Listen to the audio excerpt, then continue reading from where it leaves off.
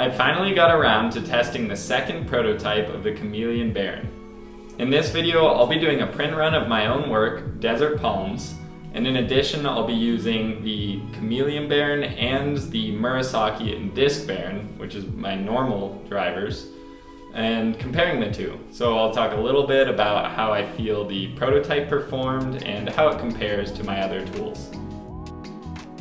Just like the first time around, the first step was to prepare the paper. Like last time, I wanted to design the experiment before I started printing, so I assigned half of the sheets of paper to the Disc and Murasaki Baren that I normally use, and the other half to my Chameleon Baren. With the Chameleon Baren prints, I plan to use the 3 different textures as needed throughout the printing process.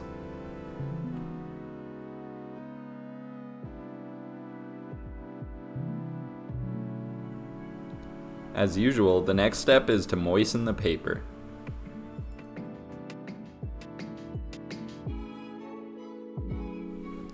The next day was a Saturday, so I was finally ready to print my batch of Desert Palms and test the Baren.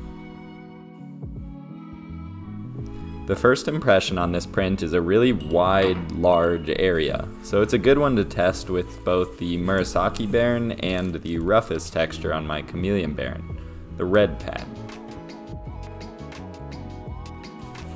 One thing that I noticed was that the new bump geometry and the vapor smooth finish on that Baren pad really seems to improve that kind of sliding feel.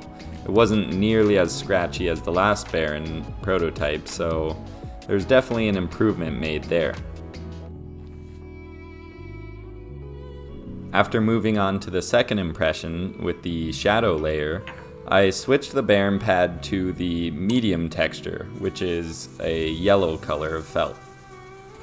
I think that overall the first Baren pad, the red Baren pad, seemed to be plenty rough, or plenty strong, I guess I would say. In the future, I think I would have just used this yellow Baren pad for the first impression as well. So that will definitely kind of play into my decision about what Baren pad levels I'd like to offer and whether or not I really need 3 right now.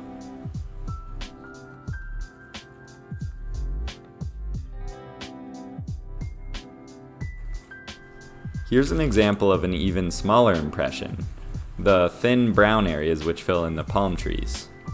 Here I would normally opt for my Disc Baren, which you can see in the video playing right now, but this was a great opportunity to kind of compare the finest Baren pad which I designed, the green pad, and that Disc Baren. They both performed really well, and visually I was left with no difference.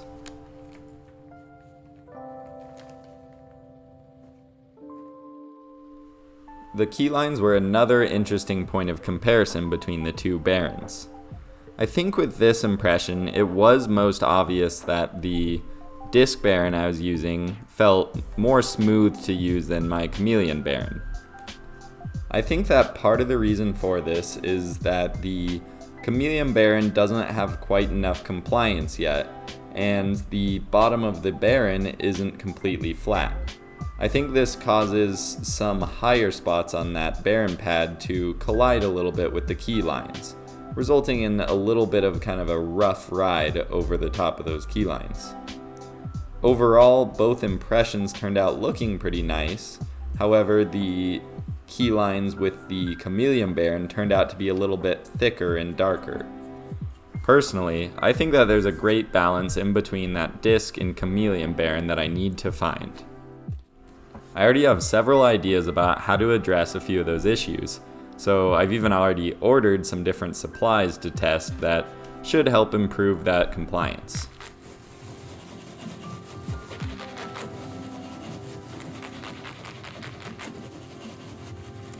One thing that's difficult to quantify is the amount of pressure that I was putting on this Baren. There's a chance that when I was using the Chameleon Baren, I was applying more pressure, because I'm more unfamiliar with its use and not sure how much I need. However, once the printing was done, this is the mess I was left with, And the next step was to dry the prints and wait a few days.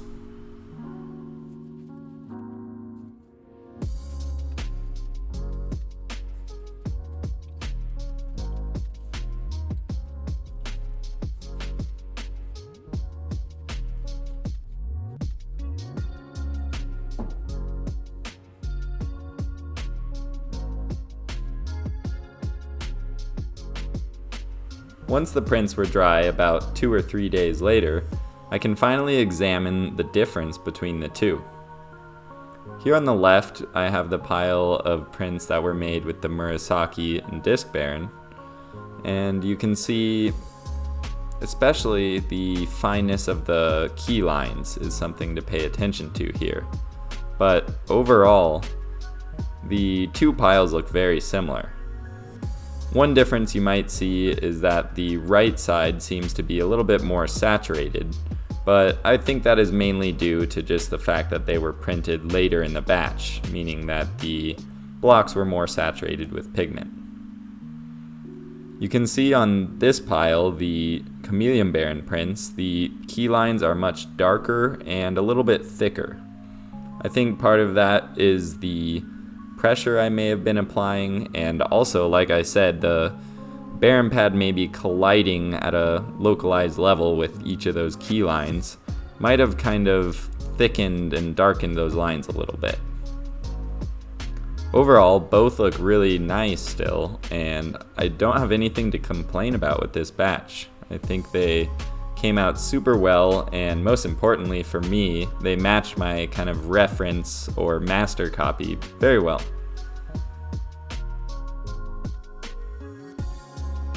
One big takeaway from this print run for me is that I feel like there's a little bit more refinement to do than I initially expected.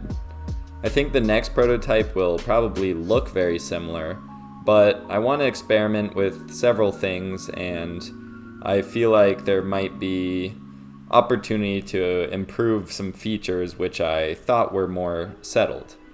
However, I won't have to redo all the parts because some of the aspects, like maybe the sheet metal frame and the handle, could stay the same.